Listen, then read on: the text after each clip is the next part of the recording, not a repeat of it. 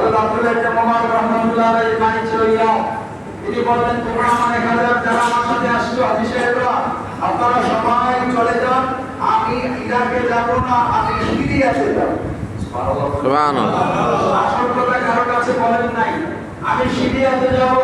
Target হলো যে আলী ইবনে মুআফফার, যাকে যার কথা শব্দে শুনেছেন তিনি, ওনার উসিলায় 6 লক্ষ মানুষের হজ আল্লাহ কবুল করেছেন। এমনকি আব্দুল্লাহ ইবনে মুবারক যিনি জগৎ বিখ্যাত হলেন, তার হজ কবুল হয় না, এই আলী ইবনে মুআফফাকের বদৌলতে আল্লাহ কবুল করেছেন। সুবহানাল্লাহ। যদি ভাববেন আমি ইরাকে যাব না, আমি আগে আল্লাহর ওই বান্দার সাথে আমি দেখা করব। তিনি কেমন বান্দা? সুবহানাল্লাহ। হযরত আব্দুল্লাহ ইবনে মুবারক রাহমাতুল্লাহ আলাইহি সিরিয়ায় চলে গেলেন। সিরিয়ায় গিয়ে তিনি খোঁজাখুঁজি করতেছেন। বড় বড় আলেমরা সিরিয়ার সবাই আব্দুল্লাহ ইবনে মুবারকের ছাত্র। সুবহানাল্লাহ। সুবহানাল্লাহ। সিরিয়ায় থেকে ওনার ছাত্র আমার হুজুর, আপনি এই জায়গায় কি ব্যাপার, কেন আসছেন? আসল কথা বলছেন না। তিনি বলতেছেন, আলী ইবনে মুআফফাক নামে তোমরা কাউকে চিনো? বলে, না হুজুর, আমরা তো চিনি না। তিনি এবার গ্রামগঞ্জে ঢুকে গেলেন। গ্রামগঞ্জে অনেক গল্প ঘটনা একটু সঙ্গে করে দিচ্ছি। গ্রামগঞ্জে ঢুকে এবার যখন জিজ্ঞেস করলেন একজন মুরব্বী বাবা থেকে যে আলী বিন মুআফফাক নামে কাউকে তোমরা চিনো? বাবা তুমি চিনো? বলে, হ্যাঁ, সে তো আমাদের এলাকায় থাকে, ওই যে দেখা যায় একটা ভাঙ্গা করে তো ওই ঘরে করতে থাকে। সুবহানাল্লাহ। সুবহানাল্লাহ। জগৎ বিখ্যাত মুহাদ্দিস হযরত আব্দুল্লাহ ইবনে মুবারক রাহমাতুল্লাহ আলাইহি ঘরের কাছে গিয়ে দরজায় নক দিলেন। সাধারণ একজন মানুষ বের হয়ে আসলো, সালাম হলো। আব্দুল্লাহ ইবনে মুবারক রাহমাতুল্লাহ আলাইহি বলেন, আপনি কি আলী ইবনে মুআফফাক? বলে, হ্যাঁ, আমি আলী ইবনে মুআফফাক। তো বলেন, আপনি কি করেন? বলে, আমি সাধারণ একজন মানুষ, আমি কুচির কাজ করি, মানুষের জুতা সেলাই করি। সুবহানাল্লাহ। কি করি? মানুষের জুতা সেলাই করি। যে আমি জুতা সেলাই করি। এরপরে তিনি বললেন, আব্দুল্লাহ ইবনে মুবারক রাহমাতুল্লাহ আলাইহি তিনি বলতেছেন, শুনেন, আমি আপনাকে এই জিজ্ঞাসা নিয়ে প্রশ্ন করি নাই, আমার প্রশ্ন হলো আল্লাহর সাথে আপনার সম্পর্ক কি? সুবহানাল্লাহ। এই কথা বলার পরে এবার আলী বিন মুআফফাক তিনি বলেন, হুজুর, আপনি কি, আপনার পরিচয় তো আমি জানতাম না। বলে, আমি আব্দুল্লাহ ইবনে মুবারক। তিনি বলছেন, আব্দুল্লাহ ইবনে মুবারক এই বিশ্বের মধ্যে শ্রেষ্ঠ আলেমদের মধ্যে যিনি অন্যতম, তিনি আমার এই ঘুরে ঘুরে এসেছেন, আমি কি সত্যটা শুনতেছি? বলে, হ্যাঁ, তুমি সত্যিই শুনছো। আমি আব্দুল্লাহ ইবনে মুবারক, তুমি একটু দয়া করে বলো, তোমার সাথে আমার মাওলার সাথে কানেকশন কিভাবে হয়? আল্লাহু আকবার। তাহলে আমি বলি, আমার জীবনে একটা আশা ছিল। আমি যখন হাজী সাহেবদের দেখতাম, তারা তালবিয়া পড়ে বাড়ি থেকে বের হয়ে যায়, লব্বাইক আল্লাহুম্মা লব্বাইক, লব্বাইক লা শারীকা লাক লব্বাইক ইল্লাল হামদা ওয়ান নি'মাতা ওয়াল মুলক লা শারীকা লাক। হুজুর, যখন আমি দেখতাম হাজী সাহেবদের এই তালবিয়াটা পড়ে, আমার মনে একটু আশা জাগতো, আল্লাহ যদি দয়া করে আমাকে একটু পড়ার তৌফিক দিবেন। সুবহানাল্লাহ। এই চিন্তা করে হুজুর, আমি গরিব মানুষ, আমি জুতা সেলাই করি আর খাই, আমি কিভাবে হজে যাবো? অনেক টাকার প্রয়োজন। আমি নিয়ম করলাম, সারাদিন যা উপার্জন করবো, এটা আমার পরিবারের জন্য খরচ করবো। আর রাতে, এখন থেকে রাতের বেলাও আমি কাজ করবো। রাতের কাজের টাকাটা আস্তে আস্তে আমি জমাবো, এই টাকা দিয়ে আমি হজ করতে যাবো। আলী ইবনে মুআফফাক তিনি বলেন, হুজুর, 1 বছর পর্যন্ত আমি রাতের বেলায় জুতা সেলাই করি। যতটুকু টাকা আমার জমেছে, হিসাব করে দেখলাম এই টাকা দিয়ে আমি হজ করতে যেতে পারি। আমি কাফেরার মধ্যে নাম লেখাইলাম, আমি হজে যাব। কিন্তু ঘটনা হলো, আমার স্ত্রী তিনি গর্ভবতী। যেদিন হজের উদ্দেশ্যে রওনা হবো, তার আগের দিন রাতের বেলা আমার স্ত্রী বলে, ও আলী ইবনে মুআফফাক, আপনি তো হজে চলে যাবেন, অনেক সময় পরে আসবেন। আমার এখন মনে চায় আমি একটু গরুর গোশত খাবো। আল্লাহু আকবার বলে, কি খাবো? আমি গরুর গোশত খাবো। আলী বিন মুআফফাক বলে, গভীর রাত্রি হয়ে গেছে, আমি কোথায় থেকে তোমার জন্য গরুর গোশত নিয়ে আসবো? বলে, তারপর আপনি চেষ্টা করে দেখেন। আলী বিন মুআফফাক বাড়িতে ঘর থেকে বের হয়ে গেলেন, একটা ব্যাগ নিয়ে বের হয়। কিছু দূর যাওয়ার পর প্রতিবেশী প্রতিবেশী এক ঘরের মধ্যে দেখলেন ওই ঘরের মধ্যে পুষ্প বার হইতেছে, ঘর থেকে গরুর গোস্তের ঘেরান, পুষ্প টাকার ঘেরান পাওয়া যায়। ধরে বলেন আল্লাহু আকবার। আলী বিন মারফাত তিনি ঘরে দরজায় নক করে বললেন, শোনো, আমি তো আগামীকাল হজে চলে যাব, আমার স্ত্রী গর্ভবতী, সে একটা জিনিস খাইতে চাইছে, একটু গোস্ত খেতে চেয়েছে, তুমি আমাকে একটু গোস্ত দাও, তোমার ঘরে গোস্ত পাক করছে, আমাকে একটু গোস্ত দাও, আমি তোমাকে ঘরে শুরু করে দেব। তিনি বললেন, যিনি ঘরে যার ঘরে গোস্ত পাকানো হচ্ছে, তিনি বললেন, হে আলী বিন মারফাত, আমাদের জন্য এই গোস্তটা হালাল, আপনাদের জন্য এই গোস্ত খাওয়া হারাম। সুবহানাল্লাহ। আলী বিন মারফাত তিনি একটু মনে কষ্ট পেলেন, কি ভাই, তুমিও মুসলমান, আমিও মুসলমান, একই ধর্মের লোক, তুমি খেতে পারো, আমি খেতে পারবো না, কারণটা কি? বলে, একটা কারণ আছে, শোনো, আজ আমার এই ঘরে 3 দিন যাবত খাবার নাই। আমি যখন আজকে সকালবেলা কাজের উদ্দেশ্যে বের হয়েছি, যদি কোনো কাজ পাই, রোজগার হয়, আমি কিছু কিনে নিয়ে আসবো। সারাটা দিন আমার চলে গেল, আমি কোনো কাজ পাইলাম না। আমি নিশ্চিত জানি আজকে আমি আসলে ঘরে ফিরে যখন আসবো, দেখবো আমার ছোট ছোট বাচ্চাকে হয়তো কয়েকজন মারা গেছে।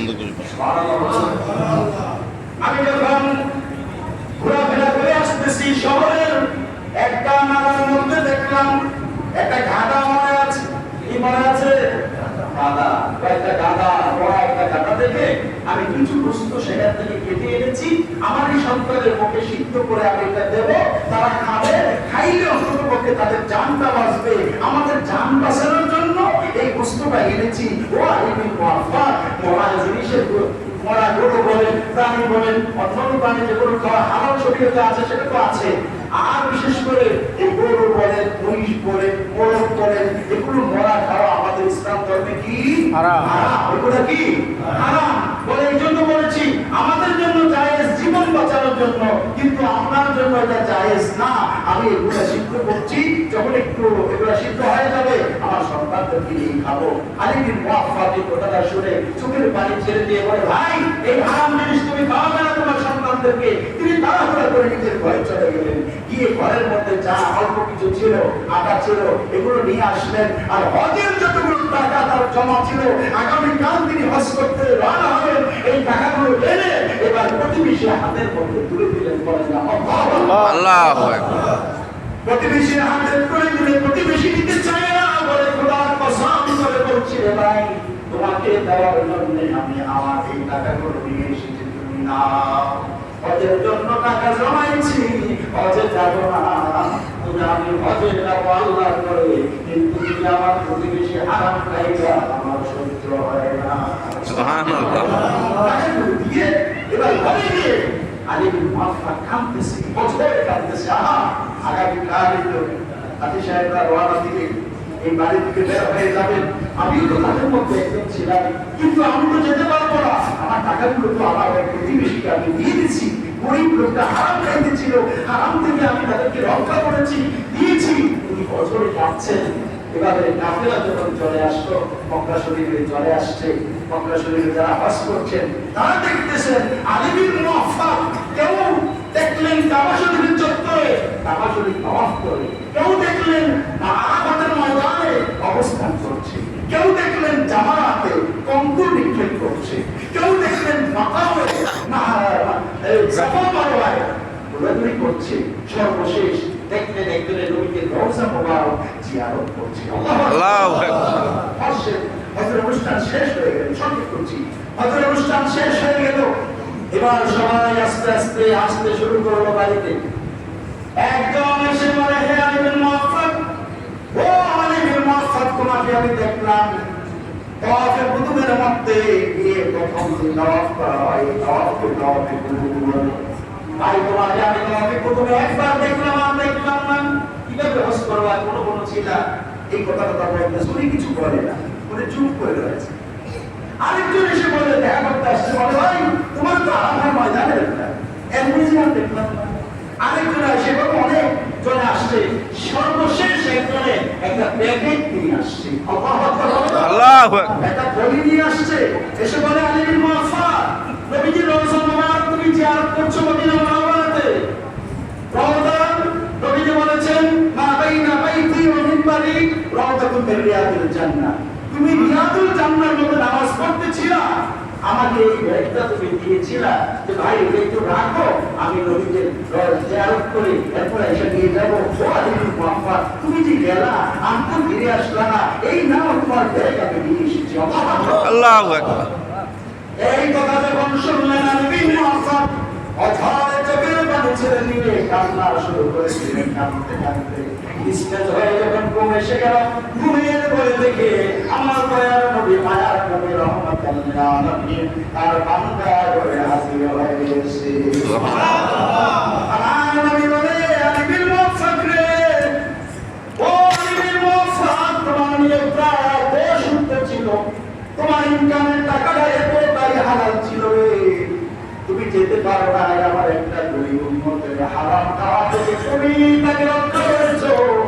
এই উসিলায় আমার আল্লাহ তাআলা তোমার ওই কাজের বদৌলতে তোমার মতো একজন সুর বানায়া, একজন ফেরেশতা দিয়া তোমার হজ আল্লাহ করায়া দিয়েছে। সুবহানাল্লাহ। তোমার হজ কমপ্লিট হয়ে গেছে। ও আলিমুল মুআফফার, কারো শুনুন, সহিহ হাদিস আল্লাহ তুমি আলিমুল মুআফফারের উসিলায় আমার আল্লাহ কবুল করেছে।